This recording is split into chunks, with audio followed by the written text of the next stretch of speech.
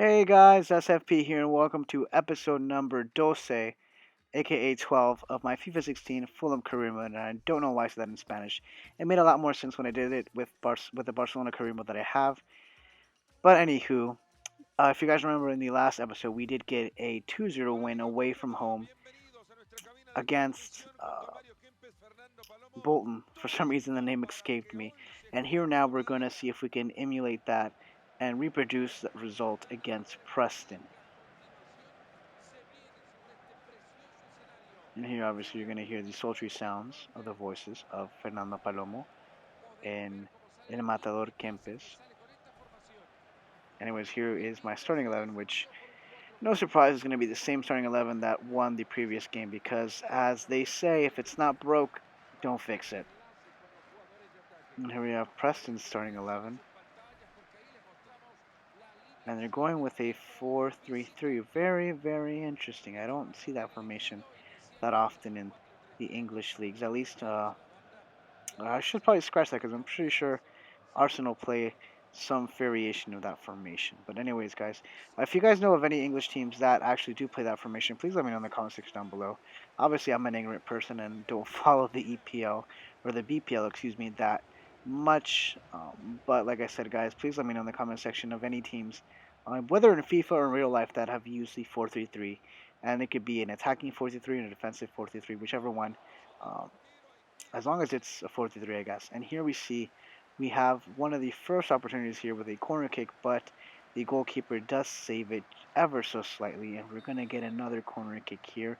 And another attempt here from McCormick to place a nicely swerved ball in. As we see here, unfortunately, we do not get that ball that we wanted, and Clark is going to put it out. And again, for the third time's the charm. Will it be? No, it is not, and I believe we did not get any deflection of any kind. And so now the chain of corner kicks will stop and there will be a goal kick awarded. And Parker, obviously, there in frustration as that could have been his first goal of the season. He has yet to score, guys, and I'm hoping that before he retires, at least, which could be next season, who knows, we can get him to score. And here we have Dembele, who sneaks by. He goes for the shot, and by himself, again, the beast Dembele scores. And it is 1-0, guys. It is the one goal lead that we've been looking for very, very early on in the game. And who other than Dembele to do the honors and give us that lead? And I believe, I want to say it's either fifth or sixth goal. I've obviously lost track, but luckily EA will tell us in a few seconds after this nice appreciating shot there at this angle by Dembele. And it is his sixth goal, which puts him nowhere near, I believe, in the top goal scoring ranks, but nonetheless. And here we have McCormick. Will McCormick make it two? He goes for the shot, and the shot is a little weak, or at least it looks like the center back actually managed to get to it and deflects it a little, just enough. And here we have Dembele with a shot out of range, and the goalkeeper saves it, no sweat. And here we have Vermeil passes the center, but no one's there, and they still have the ball for Gallagher, and Gallagher shoots, but it gets deflected by my center back here, or my right back, excuse me, Voser. What a great deflection there. I could have sworn, guys, I'm pretty sure had Voser not been there, it would have gone in the back of the net, and we would have had a tied game so far. But luckily for us, he was there to make the deflection. And here we see a cross, a horrible cross, but I believe we're the ones, or I guess we're not the ones, judging by the fact that that player's disappointed. I thought we were the ones to make this save, but it looks like we're going to get the goal kick. And here we see, again, the repeat of the goal that we just scored with Dembele. Again, it was such a beautiful construction and such a beautiful shot. And speaking about beautiful shots, here we have Gallagher with a great long-distance shot. Unfortunately, it's just a little too good as it hits the top of the poster, almost upper 90, guys. That would have been impressive. It would have been one of the goals of this season so far. And here we have Reed, who's going to try to find someone, but luckily Lonergan takes care of it. And he's going to put it back in play. No, he's not, because that is the end of the first half, guys. We have a 1-0 lead coming in to the locker room.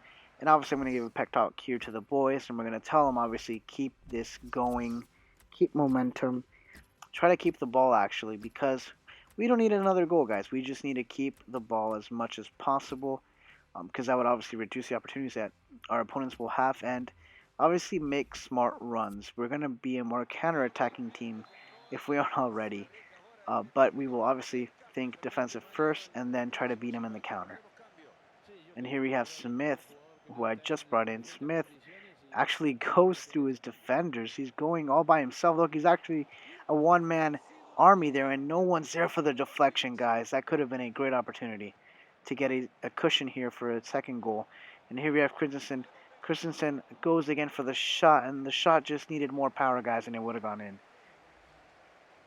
Again, we're going to see the replay, and what a great shot. If it only had a little bit more oomph, that would have gone in, and we would have been singing the praises of Christensen again. And here we have with McCartney, because obviously I took McCormick out, and McCormick was the corner kick taker.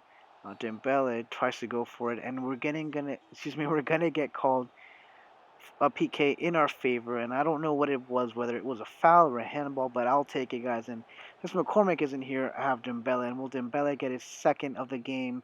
Yes, he will, guys. The goalkeeper does not even move. I guess he knew ahead of time my love for the Palenka and assumed that I would just chip it in the middle.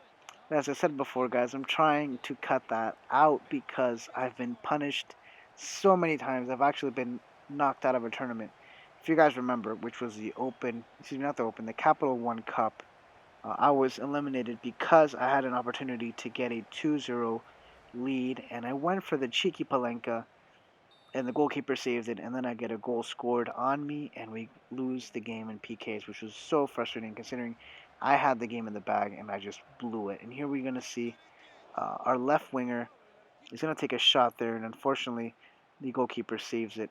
And a very nice save. And here we see what could have been the goal to bring Preston back, but as we see here, he's actually being called for offsides, and that, guys, gave me a little bit of a scare there because it was a good play, and I honestly, at the moment that it happened, I didn't think it was an offsides play, and so I was so worried. But luckily, when you see these things happen, and the scoreboard does not change immediately, then you know there's an issue, and so that kind of took care of my worry there. And here we see Carney's gonna go for the cross, and it was a horrible cross. It was like a shot. It was like a crotch.